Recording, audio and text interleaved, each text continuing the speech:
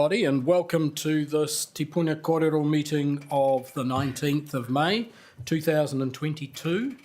Let's move straight to the agenda with apologies. There is an apology from, we'll take an apology from Taku Parai. He may come in, zoom in later. And we have noting that Mayor Baker and Mose Ngalo are zooming in. In that case, well done. Yep, you're there, Mose. Good. We can see you. Good. So I'll move the apology. Do I have a seconder, please? Yeah, thank you. All those in favour? Those against? Carried. We have no requests for public forum, although we have Ellen Blake zooming in, and we'll get to you shortly, Ellen. Are there any conflict of interest declarations that anyone wishes to declare? No. And item 4, notification of extraordinary business. There are none. And that moves us to the confirmation of the minutes of Tipuna Kōrero of the 5th of May. I'll move those to get them onto the table, and seconded by Councillor Duncan. So they're moving those as a true and correct record. Does anyone have any alterations to make? No. In that case, I put that. All those in favour? Those against? Carried. So that brings us to item 6, or 6.1, which is the Raiha Street speed limit change hearings. Now, just noting that these are actually hearings today. We're not making any decision. We have one submitter, Ellen Blake, for Living Streets Aotearoa. I'm going to move the report and ask for a seconder. Thank you, Izzy, to open the report for discussion. So, Ellen, welcome. I understand you have a presentation that you want to give us, and you know that you have 10 minutes, and if you want you want to leave time for questions, you'll need to do that. So away you go. Okay, o tēnā koutou katoa. I'm Ellen Blake with Living Streets Aotearoa. So we're a national pedestrian advocacy group, and I'm the Wellington Region Coordinator. So we basically want to see more people walking more often. So I just thank you for hearing me this morning. I wanted to say a big congratulations. That was my main message here today, is to say congratulations on making Raiha Street a safer place for all road users. Safer speeds make such a big difference for people on foot. It makes it much easier for everyone to cross the road. So that's young and old people. So that's congratulations. You're moving in the right direction. Thank you. If we just see slide 1. So this is Raiha Street as you know it. It's got lots of new developments coming along it, and with Transmission Gully coming online, it's going to become much busier. It's also going to become, I suspect, an increasingly important walking route between the city and Kōrero in places north and south, because I think Kōrero Drive will be just too busy. So it's really important to make it as nice as we can. So I unfortunately walked along this road one very hot January day a few years back as I was looking for the car tow-away place, because my car had been stolen actually and towed away. So I eventually located it, but as you know, it's towards the other end of the street. But as I was walking along here, I was thinking, gee, wouldn't it be nice if there was somewhere to have a little seat, or if there was a bit of shelter? So that made me think about improvements for it. So setting a safe speed limit is a great first step to achieve that, because it just slows the cars down. But wouldn't it look great if Raiha Street could one day look like maybe slide 2? So the old school of thought was that street trees were a problem, that they required too much maintenance and care. But street trees are now known to be a great value to people living, working, shopping, walking and driving in and through urban and suburban places. So if Rye House Street looked like this, with some seats maybe would be nice. That would be a wise investment and great value for money. Or maybe like slide 3, please. Slightly different kind of look. Or even slide 4. So Dan Burden's an urban designer and co-founder of something called Walkable Communities, and his work focuses on how to better urban environments, and he's a big proponent of street trees. And he says that among many other benefits of having street trees, that trees along streets reduce and result in more appropriate urban traffic speeds. Urban street trees create vertical visual walls that frame streets and provide a defined edge and help motorists guide their movement and assess their speed. So that's a little, I just wanted to drop that little thought into your heads for the future. It doesn't all have to happen at once, of course, but it would be really a big improvement for that street as well. So I'd just like to say, in concluding, congratulations on making a wise choice, hopefully.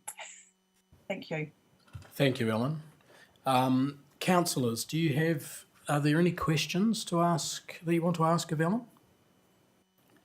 I think it's pretty clear what you've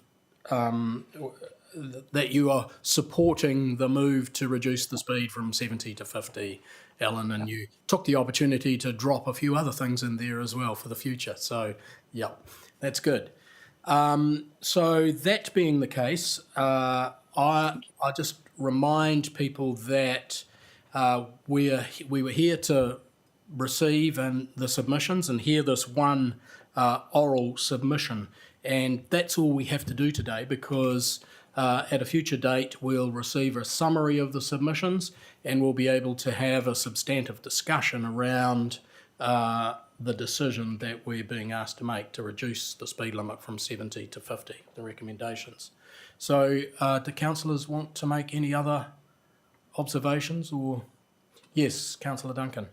Yeah, just one thing. I think in our zeal to make roads safer, we could actually be endangering lives by lowering the speed limit. Raiha Street is the main entrance to the hospital, the accident and the medical part of the hospital. And it would be the direct route from Elsdon, Takapuahia, and all the industries that is around that area. And I wondered if we'd consulted the ambulance service when we did this, because ambulances are only allowed to do 30 kilometres an hour above the speed limit. At the moment, they can do 100 kilometres an hour down that road. If it were reduced, they would only be able to do 80, and those extra minutes or seconds could actually be endangering a life. Did we consult the ambulance service? Can I ask? Through the chair, we'll come back with that information for the councillor when we report in June.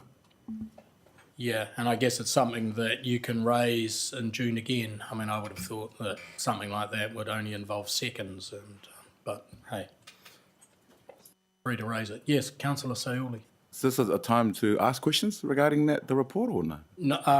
No. Wait till after, okay. Yeah, if we wait till the substantive discussion when we've had a summary of all the submissions that are in there, and you can raise those questions. But through the chair, there's nothing to stop you emailing the CEO if you thought you wanted a roading officer to do a little bit of work on it, so that we're in a position when we come back in June that we've actually taken. That would be very helpful. Yeah. Well, mate, yeah, if you want to ask a question. Okay. All right, I'll now put the report. All those in favour? Those against? Carried. So that moves us to item 6.2, which is an application for an easement for the Bothamley Park trunk sewer upgrade project. Remember, we've had quite a bit of information on this already. I'm now going to move the report and ask for a Councillor Wehapi for a seconder, open the report for discussion. Perhaps I'll ask Matt to just give us a really brief summary of what this is all about, because there's quite a lot of information in here with numbers and DPs, etc., what we're being asked to do.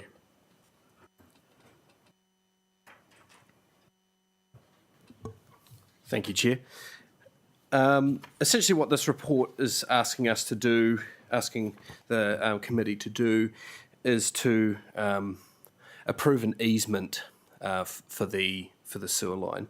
So that will enable the construction and ongoing operation of the sewer across the various parcels through Bothamley Park. So the parcels identified in the recommendations, so all the DPs you referred to, Councillor Leggett, are the parcels over which the sewer line will pass. Yeah. Yeah, so essentially that easement will enable the installation, occupation and operation of the sewer and its future maintenance, and sets clear obligations and boundaries as to its location and how it's going to be managed. Great. Do councillors have any questions on this? That's part of this Eastern Porirua Development Project, and particularly the first of the 3 projects that we're intimately involved with to get going. So I know we're all really keen to see this happen. Councillor Duncan. Yeah, just page 94, item 8, it says, while there's a reasonable level of confidence in the preferred route, there may be changes at detailed stages and several factors that could influence the final alignment. Does that affect the areas, the easements that we're looking for? Like, does that change the easement area we're looking at? Through the chair, potentially, yep. It would depend on the significance of the deviation from the alignment and what they find when they're doing the underground digging and stuff. Yeah. So is that just handled on the fly then? Are further easements required as a result? Through the chair, no. So this is an in principle approval to approve the easement, and what will happen is there'll be an easement agreement which will set out terms under which the easement can be approved, and then once those terms are satisfied, the easement will be surveyed once the sewer line's actually completed. Yeah, this is standard practice for these sorts of things, and the easement, the actual size and shape of the easement is determined once everything's in the ground, so you know exactly where things lie. Yeah, Councillor Sayuli. I see the construction dates from the November to around about this year to 2025. Would access as a thoroughfare, what will be the access be for people using the park? Yeah, through the chair.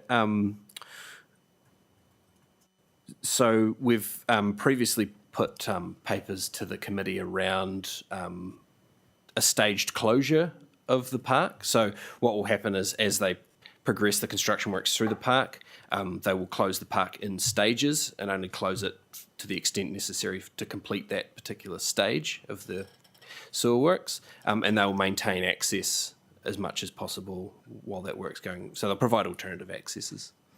Yeah. Another question, Councillor. Yeah, just on page 109, the plan shows green cross-hatched areas, but there's no reference in the legend to what those green cross-hatched areas are.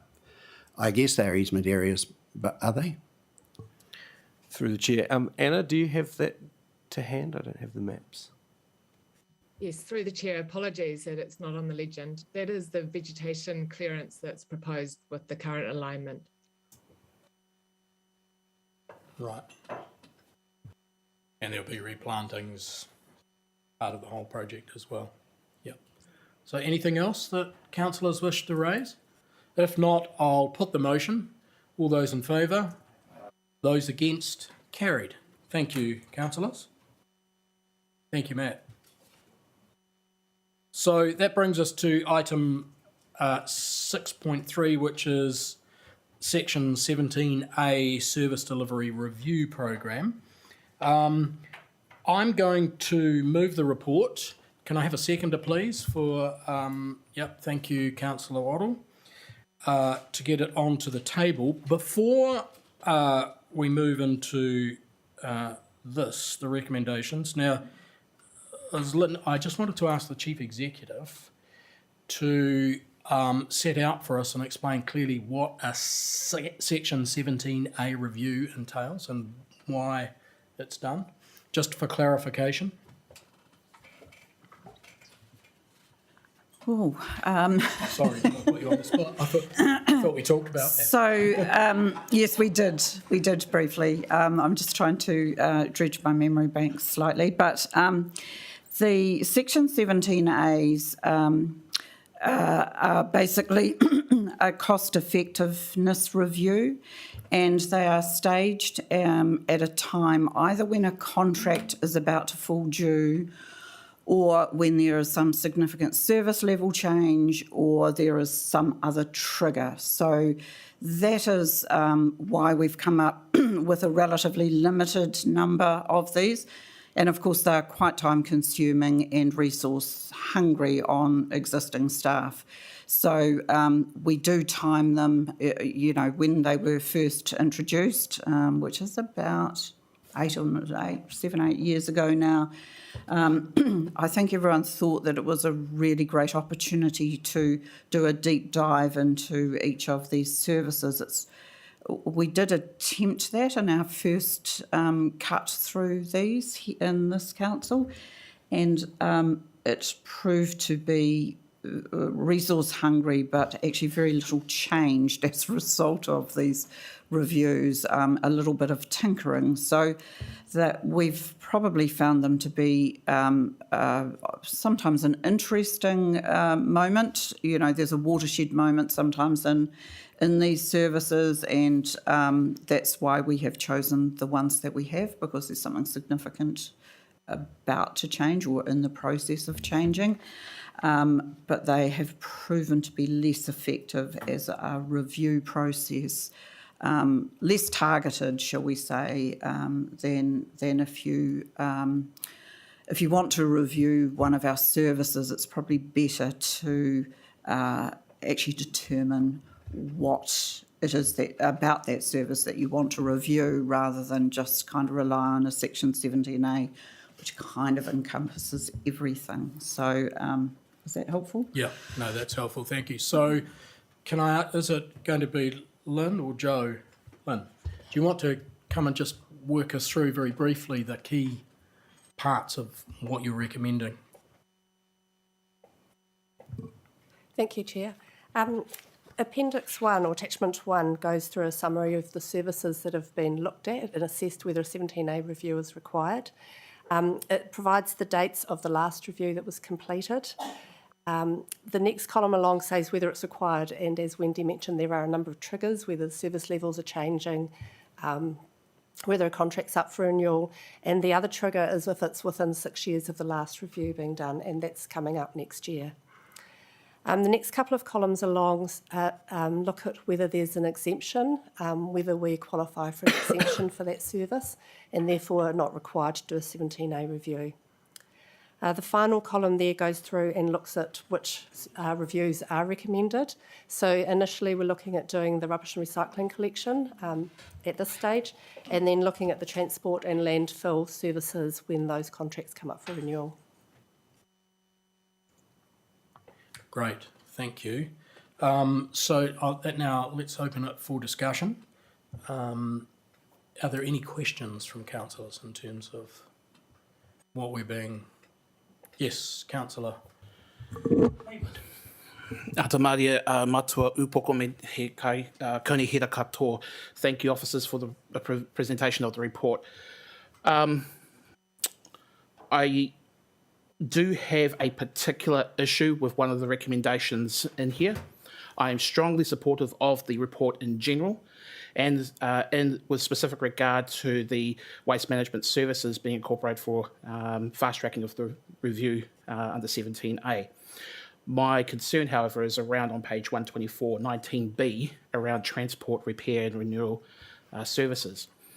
I would point out that I would like to thank the opportunity that I had to speak with the Chair yesterday briefly about my concerns on this, and appreciate his guidance in the Kōrero about that. Back in February of this year, I brought to the attention of Council around a work that was done on Main Road and Titahi Bay Road. It showed a photo. It showed work that I felt was not up to standard, and the community had reflected that in its feedback to me. Within 2 weeks of that photo being shown at this council table, the work was done. I want to thank Downer for doing a fantastic job. It's doing the job exactly what it's supposed to be doing. I'm really appreciative of that. But as someone said to me at the Old Timers Day up at Jerry Collins Stadium on Saturday, why does it take a councillor to show a photo before something gets done?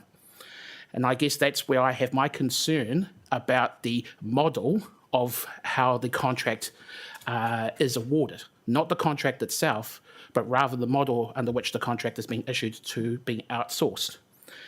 So I don't think that this report adequately satisfies my view that there is an issue with the status quo of provisioning, and I'm going to continue to advocate for my community around that. There are still potholes. There's potholes on Titahi Bay Road on the way to this council meeting.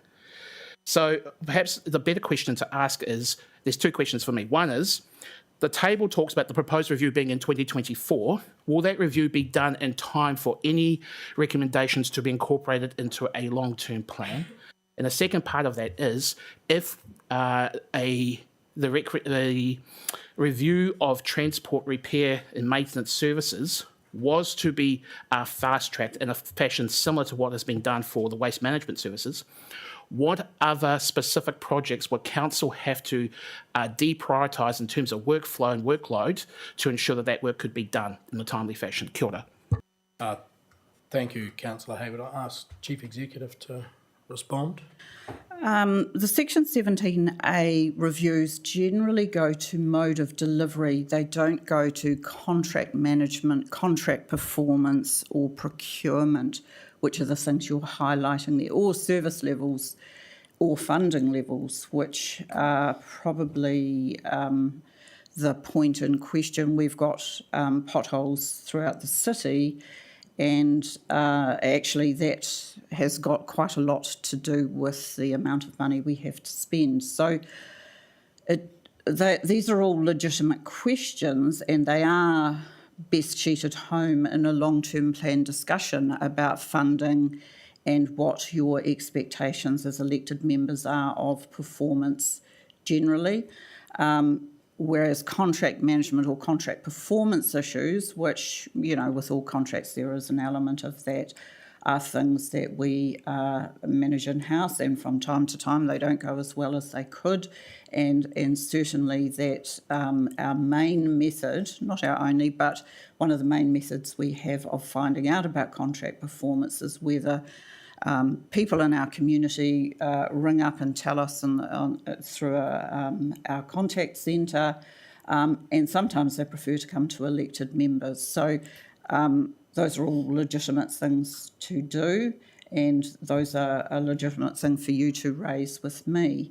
But it is an issue that probably sits outside the Section 17A. If you were interested in having I don't know, either bringing that service in-house or looking at a regional alternative for transport services delivery, those are the kind of things that we're inclined to canvass in a Section 17A. So, but some of the things you're talking about are really an annual plan or a long-term plan or a straight operational issue, actually.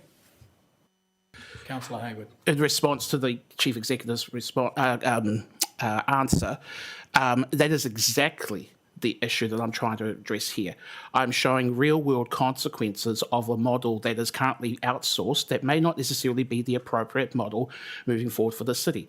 That is, as I understand it, why a 17A review is undertaken as to whether or not that is the model that is appropriate for the city. I'm relaying this on behalf of my community because they are feeling that they are not getting adequate service provision. It's not a matter about the contract, and I addressed that very clearly at the start. This is not about the contract provisioning as it currently stands. It's about whether or not we should be issuing out a contract to a third-party product provider in the first place. But I also would like to have my two questions answered. So may I have those answered, please? Kia ora.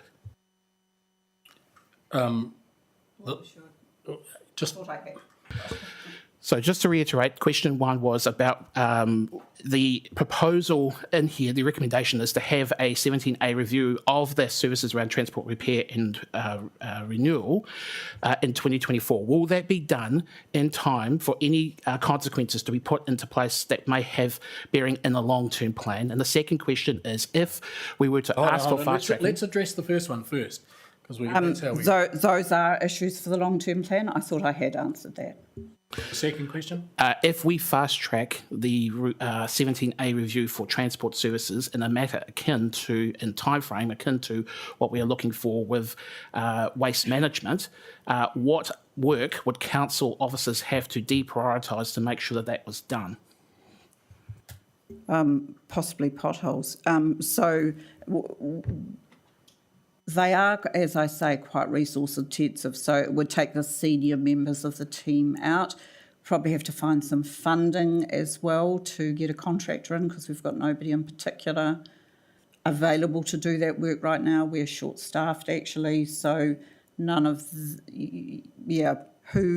what would we deprioritise? I don't know, but it would have to be within the transport team that we did that. Can I ask, Councillor Hayward, are you suggesting that you want a review of whether we should contract out transport services? And are you doing that on the basis, which is as big as Ben-Hur, and are you doing that on the basis of some issues around potholes? Or do you have other substantive concerns about what's being delivered in the transport area at the moment? Thank you, Mr. Chair. I'm relaying the concerns of my community about the quality of service. However, my concern is for potholes and for renewals and the pace of them. And the CE has said that there is a limited budget. But when I raised this issue back in February, they said that there was no budgetary issues at all that would hold these things up. And believe it or not, 2 weeks later, that work was done. So clearly there wasn't a budgetary issue at that point in time. What I'm trying to point out here is that if this is not about the nature of the contract, maybe we should be looking at the very model under which a contract would be issued. Eliminate that possibility. For the second, let's move on and see if anyone else has some substantive things as well. Are there things that haven't been answered? No, my questions have all been answered. Thank you. Okay. Councillor Trillin, Councillor Weehapi, and then Mayor Baker. So, Councillor Trillin?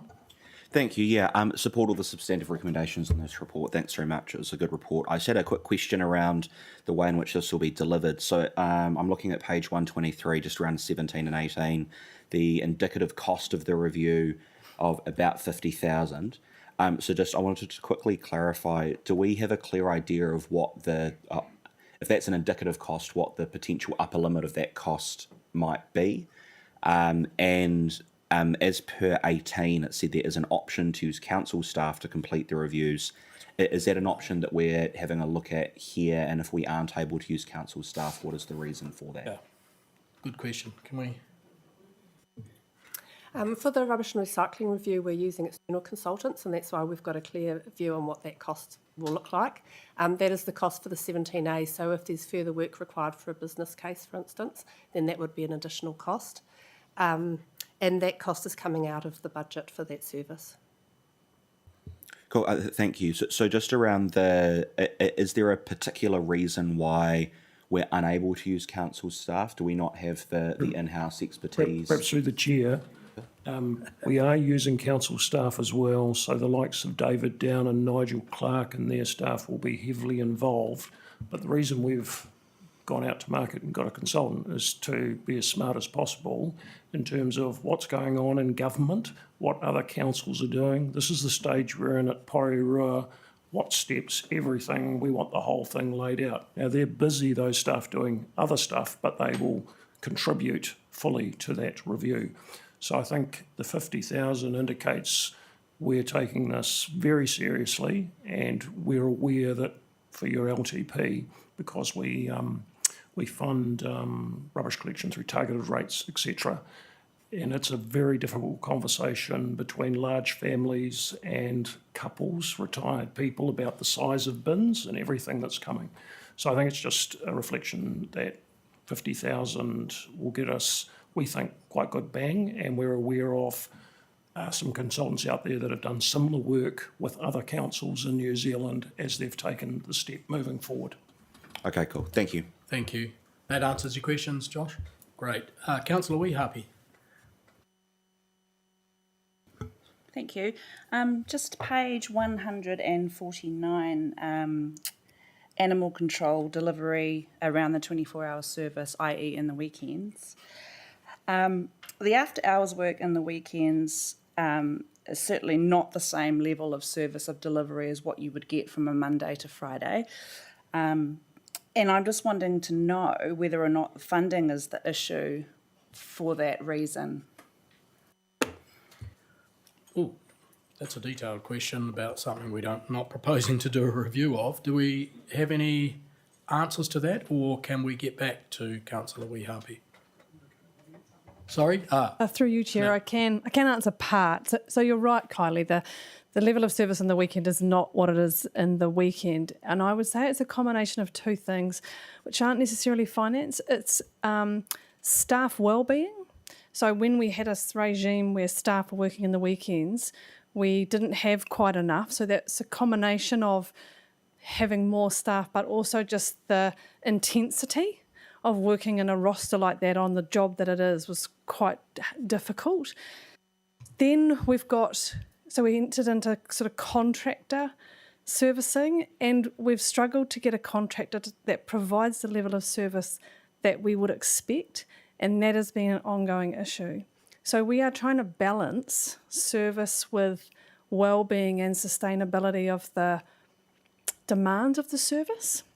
And if we thought that throwing more staff at it was an answer, we would explore that, and it's not off the table, but obviously it's not our go-to. So we are just trialling different methods and monitoring. So that probably answers part of your question. Yes, Councillor Thank you. Weehapi. That certainly does answer my question. And the reason for the question is there are a lot of residents that are fed up in our community that there is a different level of service on the weekend. Because of course dogs don't go, oh, it's Monday to Friday, I'm going to go. I'm going to go roam between 9 and 5 p.m. in the evening. Yeah. And it's actually been an ongoing issue for so many years. So good luck finding someone that can do the same. Thank you. Mayor Baker. Yeah. Thank you. No, I'm happy with this report. I'd just like to point out about the transport review, excuse me, to Councillor Hayward. We've all got potholes or had potholes like you had in Titahi Bay. And I'd like to point out that our contractors have actually been going through COVID like we have, and they have been doing patch jobs in a number of places, just like we've had in Whitby and Pawahatanui, and then coming back and having to redo them. So I don't think we actually need a review just because you're complaining about one or two potholes, because our contractors have been sick and are, like us, continuing to go through COVID. So we do have to give them a bit more slack. We've given them a lot more money than they've ever had before, and we've seen a lot more happen on the ground. So I just want to point that out and say I am happy with what's happening. Thank you. Thank you, Mayor Baker. Do any other councillors wish to make some comments or ask questions? If not, I'm now going to put the motion, the recommendations. All those in favour? Aye. Those against? Carried. Thank you for that debate. Your points will be noted, Councillor Hayward. Moving forward, that moves us to item 6.4, which is the Better Off funding package, or the tranche 1 of the Better Off funding package under the Three Waters reform. I'm going to move the report, hold on a sec, with two changes. One is to let me just pull this up when I fix my glasses. One is to, this is to the recommendations. Note, please, can we change, I want to change the recommendation under 2, first paragraph, where there is a figure of $5,506. 5 million, can't even read. Yeah. I thought I was not bad at maths actually, but you should have just put 5.50641. Yeah, anyway, can we change one number there? It should read $5,406,541. So I'll do that. And then also recommendation 3, I'd like to, and I think you've seen this already, change recommendation 3 to say, note officers have engaged directly with Ngāti Toa Rangatira regarding the utilisation of the Tranche 1 Better Off funding package. Ngāti Toa Rangatira has formally endorsed the prioritised initiatives for inclusion in the proposal. So with those two changes, can I ask for a seconder? Councillor Trillin, and I'll now open it for discussion. I'll let Zach give us a little bit of a summary of what's being proposed here first. Through you, Thanks, Chair. Zach. Thank you. So the report in front of you outlines the criteria and the funding attached to the Three Waters Better Off funding package. So this is the second of the funding packages tied to the Three Waters reform, the first being stimulus funding. The report in front of you requests to utilise the first 25% allocation, which is available from 1 July 2022, for initiatives which have been shortlisted, which are tied to both Porirua City Council's and Ngāti Toa's strategic priorities. The report requests to top up or bridge the gap with stimulus funding for Wellington Water's operational spend, looks to invest in a citywide third network plan for transport, and it also looks to invest in a Te Reo Māori strategy and signage program. So this is only for the first 25% of the Tranche 1 funding package. The remaining balance will be available over time. We currently don't know the underlying criteria or how that will be accessed at this moment. It is worth noting the three initiatives that have been put forward. Officers' current understanding is they meet or satisfy the underlying criteria. However, that hasn't been confirmed by DAA or Crown Infrastructure Partners at this point in time. Thank you.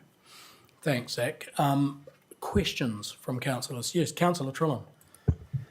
Thanks very much. I really support the recommendations in here, and it's a good report. Thank you. And in particular, I think that they do well align with the strategic priorities that we have outlined as a council. So I think this is a good breakdown. I just wanted to clarify around, I know there had been some discussion that we'd had earlier when this funding started to come in, of specifically the need to top up our stormwater and resilience projects in the context of us spending most of the money we'd allocate in the LTP around the flooding in Plymouton. In terms of the breakdown, particularly around the money that's going in under 2A and the operational budgets, could you talk us through where exactly you see that ending up? And if there isn't, I guess, a major amount going into stormwater here, is that likely what we're going to look at the future tranches that come through it being allocated towards? Thank you. Through you, Chair. The intention to top up the operational spend for Wellington Water is primarily to reactive and planned maintenance. So through the long-term plan, we just agreed to an optimised level of spend. Wellington Water then came out and said that there would actually be a decrease to the level of service. So the first year of the long-term plan, 2021-22, was propped up by the stimulus funding. So the suggestion for the Wellington Water OPEX spend will look at reactive and planned maintenance to ensure the same level of service is provided to the community. So there isn't any direct investment in terms of that spend in stormwater initiatives. So there isn't any additional spend proposed, at least from what I understand, in that spend. There isn't. Not in stormwater. Not for tranche one. Through the chair, Yeah. there are three sorts of leaks: water leaks, stormwater leaks, wastewater leaks. Most of them are water leaks, but if you think of, there'll be stormwater leaks that this money will assist, but it's not capital money. And broadly speaking, next financial year, you've only got about 5 million or slightly over 5 million for stormwater. So you're right, if it was a discussion you wanted to have for the second tranche. And I think what we're saying in this paper is we're not having an annual plan this year, but it makes sense by the time the second tranche is coming, you'll be able to consult widely over how that money is best spent. Okay, cool. Thank you. Yes, I guess I'd just comment that in the context of what we provided here, I support all the recommendations, and I'd like us to see some options when those further tranches come through of how we can direct that directly into stormwater. Thank you. I do also note, Councillor Trillin, that we're due a paper at some stage proposing a way forward in the stormwater area in terms of other things that we can be doing, programs or whatever. Yeah. Any other question? Mayor Baker, do you have a question on this, or your hand is still up? No, I put it back back up again. I just, I would like to just make a comment. I do support the paper and do agree with Josh, for the second tranche of funding, which I know we will look at. And I'm happy to support the signage because this is something that we had already originally said that we would be doing. So it's actually great to get it through and have the Te Reo signs coming through, and it supports what we did yesterday at Kalapi. So no, that's me. Thank you. Thank you, Mayor Baker. Does any... yes, Councillor Hayward. Kia ora no. Joshua Trillin, so Councillor Trillin rather asked my question. Thanks, mate. And got a satisfactory answer as well out of that. I just want us to be clear, so we have this on the record. This item was initially on the table in a preceding Te Puna Kōrero meeting. Can you please just elaborate on what differences were between that item that was tabled and this item so that people at home know what that was about? Thank you. Through you, Chair. Yeah. So the original paper looked at the current recommended 2A option, which was the Wellington Water operational spend. Yeah. The reason it was pulled from the previous Te Puna Kōrero was as a result of a further information release in April 2022 of this year. As part of the criteria of the scheme, Council can only submit one funding proposal. So the reason it was pulled is we looked at the collective sum to see if we could better utilise the full $5.4 million tied to tranche 1 funding. So the only difference between the original paper and this one is the addition of the recommendations 2B and 2C, which is the citywide network plan and the Te Reo Maori strategy. Does that answer your question, Councillor Hayward? Anyone else have any questions? If not, that's great. Thank you, Zach. I'll put the motion. All those in favour?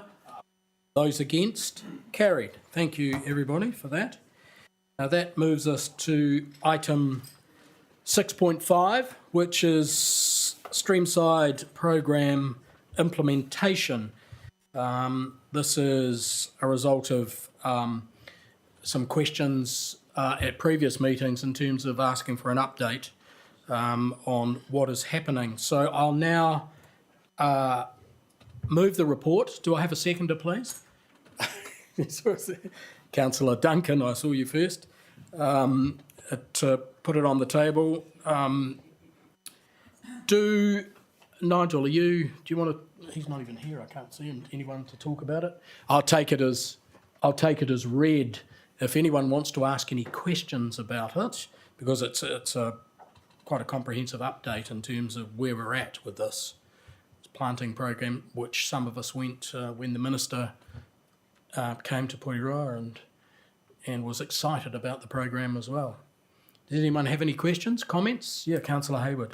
Thank you, Mātua Upoko. Can someone give commentary as to what would happen in the scenario where planting, subsequently those plants weren't able to take root, and that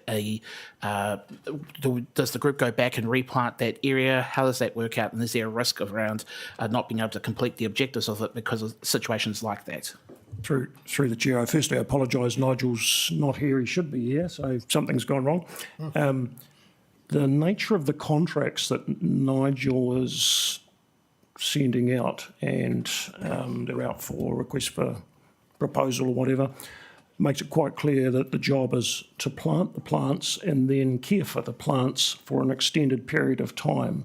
So any groups that are picking up the work or contractors picking up the work to put the plants in the ground also have to provide the ongoing care for the plants. So if there are failings, they're going to be tied under the contract to replanting at their own expense.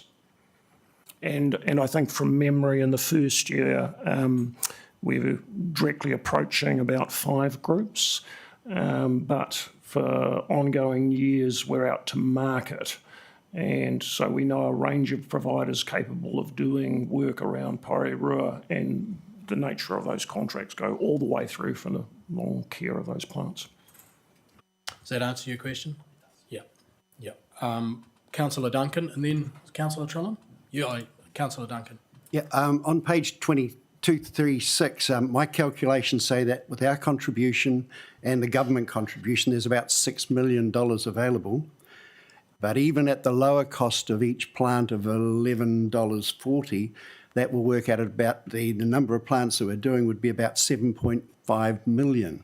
That means that we're relying pretty heavily on volunteers for the rest of the planting. And also with the payments being made by government in arrears to council, we'll be carrying the cost of those arrears. But has that been calculated into it?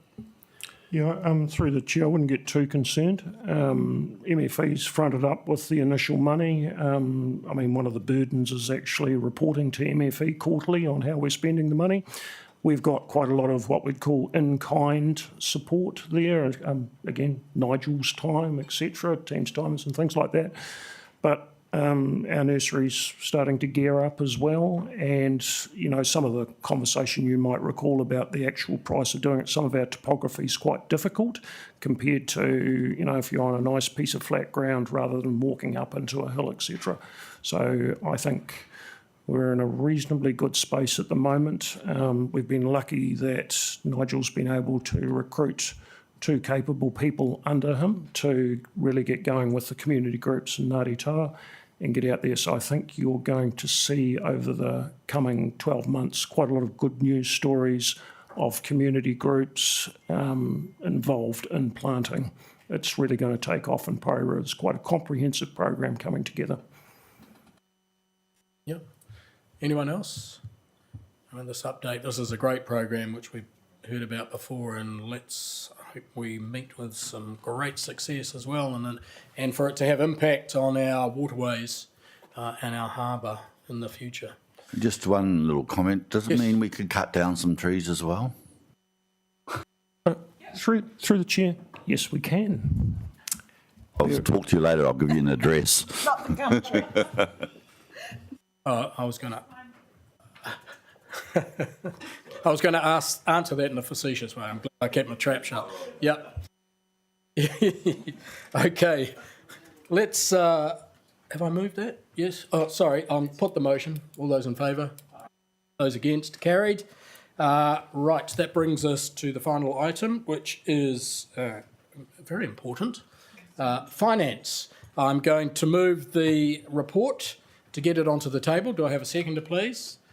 No seconders. Oh, Councillor Hayward, thank you very much. So are you going to talk to this, Joe? Thank you. Let's have Joe talk to this. So through the chair, this is the 4th month in now we've done our datascape. Where we are at 31 March is we are 12% better than budget. That's a combination of our rates revenue is favourable by 600,000. That was the growth that actually happened in the last 2 months of last financial year, because we rely on the QV numbers to be able to. We rely on the QV numbers as to be able to set the rates on.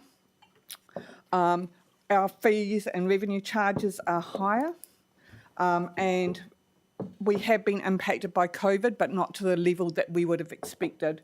Our NZTA subsidies are currently unfavourable, and again, that's predominantly due to timing in the transport program. Well, it is due to timing in the transport program. We are carrying a number of vacancies, so at the moment our employees' expenses is favourable, but there is an additional pay that happens in April, which will use up some of that favourable variance. Our contracts have favourable. That is due to, at 31 March, underspend in Wellington Water, but that has been caught up in the last 3 months of this year, so that won't be there at year end. And other grants and subsidies, we're favourable by nearly 500,000. Again, that's because of the impact on COVID. So with COVID, we've got increased costs, but we've also got these grant programs that haven't gone ahead because of the restrictions of what we could do. Our capital is at 31 March is 19% behind budget. We've got, but we have to note is that Three Waters year to date is actually is close to budget. That was because we had the unbudgeted wastewater treatment Parramatta pipeline. So we are working with Wellington Water, but we are forecasting that we will be seeking some carry forward at the end of the year. We are fully compliant with all our treasury requirements, so that's our borrowing investments, and I will take the major project reports as read and take questions on those. Thank you very much, Joe. Do we have some questions for Joe around the finance report? Councillor Morrell? Questions about the major projects. First of all, I noticed that Moana Court, the tenders closed on the 2nd of May.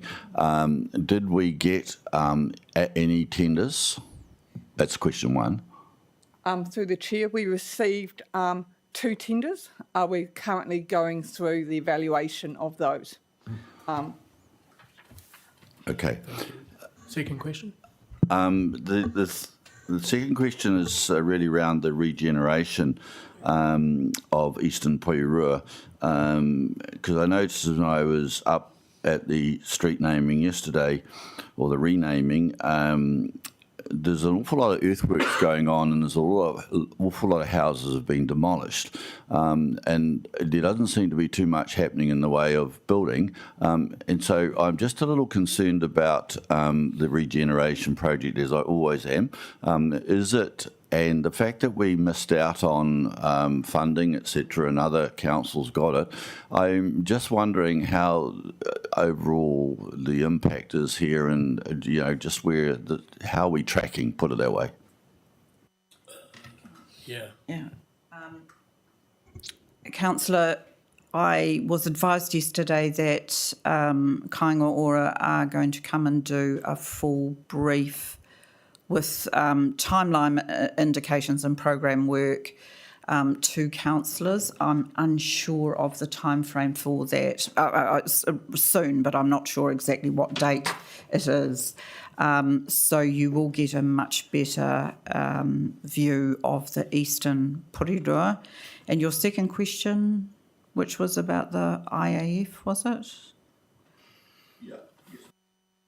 Yeah, they were 2 separate questions. They were 2 separate, I guess, yes. Yes, yeah. and yes, the Mayor has sought a meeting with Minister Woods about our failure to achieve any funding in that process, because we thought we did some very good applications, but clearly they didn't make the mark. So we haven't heard back from that letter, but it was only sent a couple of days ago, so... And if I could just make a comment, Councillor Morrell, I think you'll find that all that work that you saw going on and asking why houses weren't being built, that's all the work by the Tiaranga team that is below ground. So all the piping and all those sorts of... So that's the preparatory work that will enable those houses to be built. And I think the Alliance believe that they're getting on with that pretty well at the moment. Thank you. Are there any other questions from people around projects or finance? So I'll just... No? Councillor Ford first. Just a quick question. Then you, Councillor Morrell. Sorry, just a quick question around Datascape and an update on that. So with Datascape, we're live with the core financials. So we've got accounts payable, accounts receivable.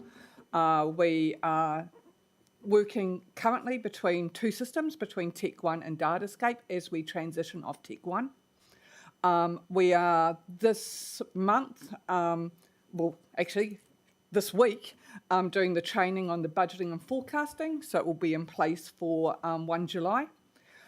We are moving we are in the final stages. Again, we're going through user acceptance testing to move customer and the digital front counter to Datascape on the 20th of June.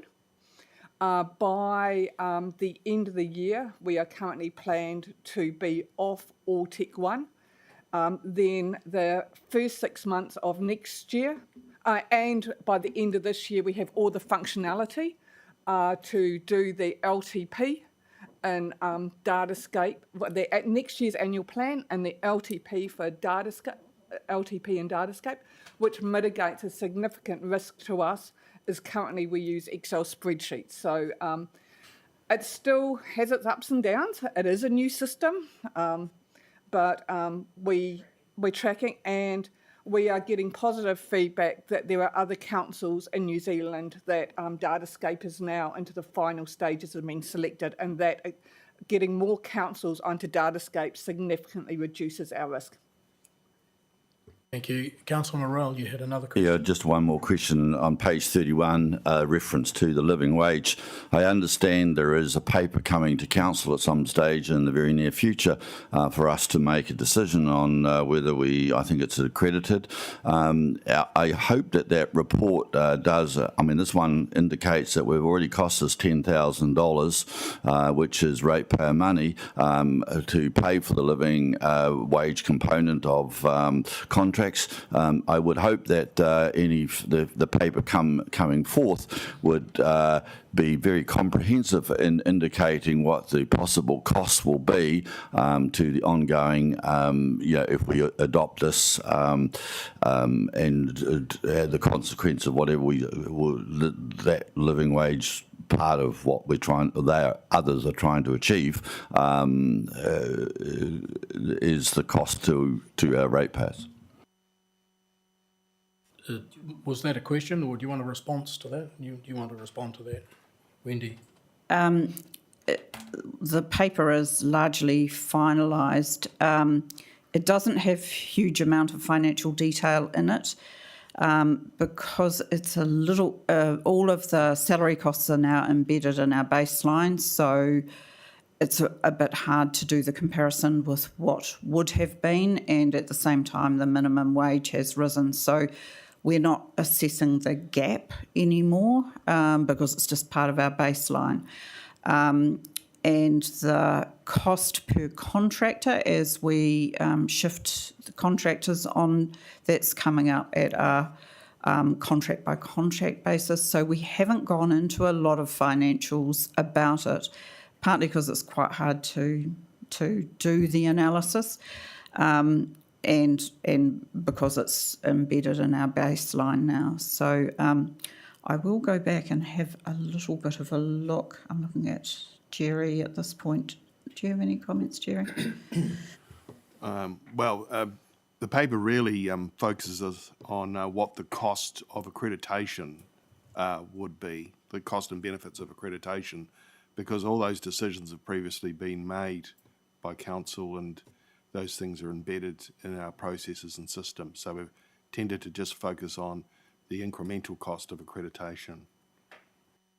And I guess we can discuss that when the paper comes forward, Councillor Morrell. Yeah, I would hope so. Yeah. Okay, Councillor Duncan and then Councillor Hayward.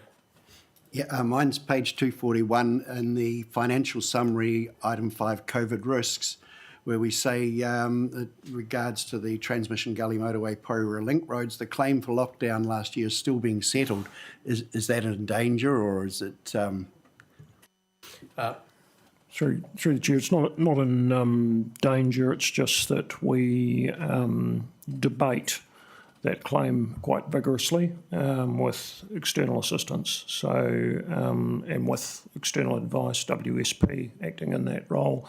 If we think it's valid, then we'll pay out. So just because we get a claim doesn't mean we actually pay the money. We want some veracity around it.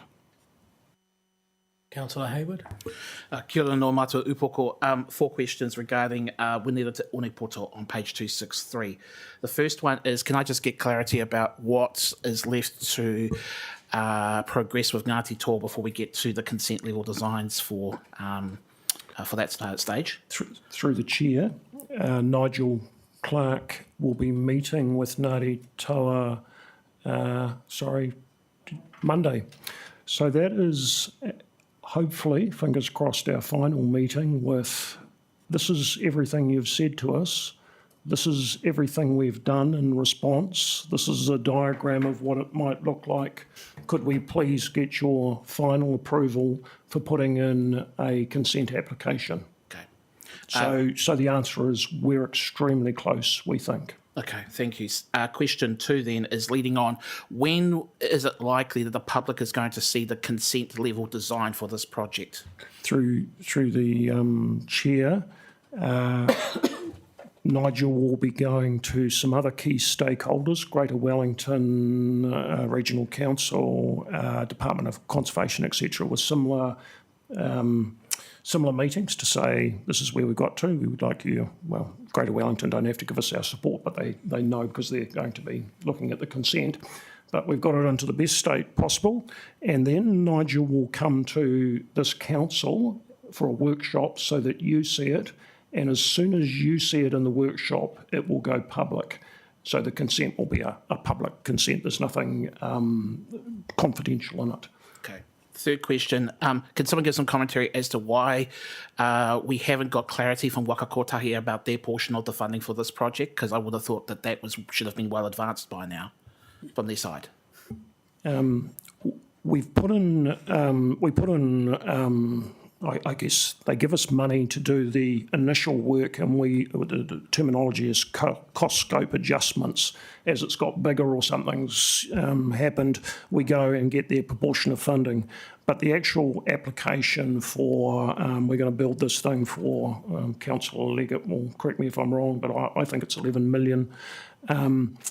We'll be trying to get their money at the time that we've got a consent, and similarly we'll be approaching lotteries, etc., when we've got a consent granted for other parties' funding. But you'll remember in the LTP you've underwritten it to a certain amount, but we've certainly committed to getting out there. Lotteries have said it's much more helpful to actually have the consent in place. Waka Kotahi, everything we're seeing from the government, it's the right sort of project, so we'll be optimistic.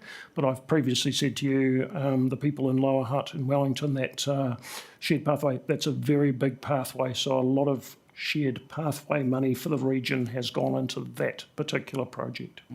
Last question. Should councillors be expecting that there may be a rollover of budgets into the next financial year regarding this project?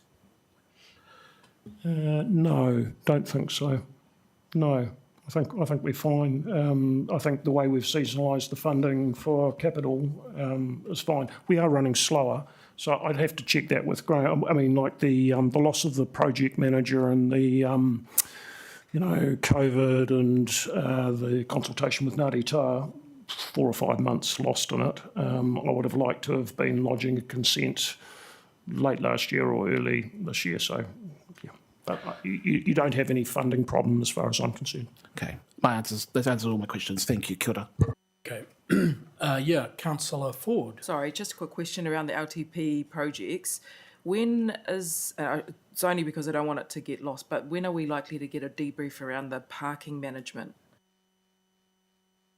I think it was supposed to come back in May. Parking management? Yeah, like around the management plan. So we put on hold. I think. And then it was. Did we not agree that it would? Yeah, until next year. But then parking fees would, as of the 1st of March or that's whenever correct, it was. but we were supposed to get a briefing this month, so I just wondered when. Okay. Through you, Chair, we can come back with a briefing, Councillor Ford, if you'd like us to. We have done an internal debrief with staff to look at all the learnings and messages we got from the current practice. We are still working towards going back into the program in March next year. So if you'd like us to just bring you an update on our assessment and what we're focusing on, we can absolutely do that. We're doing work on it as we speak. Yeah. Yeah, I think that would be handy. Yep. Yeah. Any other questions, councillors? Can I just ask Joe the old standard question? Is there anything else in the finance report that should concern councillors going forward, looking to the future? Not at this time, no. Thank you. All right. There are no other questions. I'll now put the motion. All those in favour? Those against? Carried. And that brings us to the close of the meeting. I declare the meeting closed at 9:34.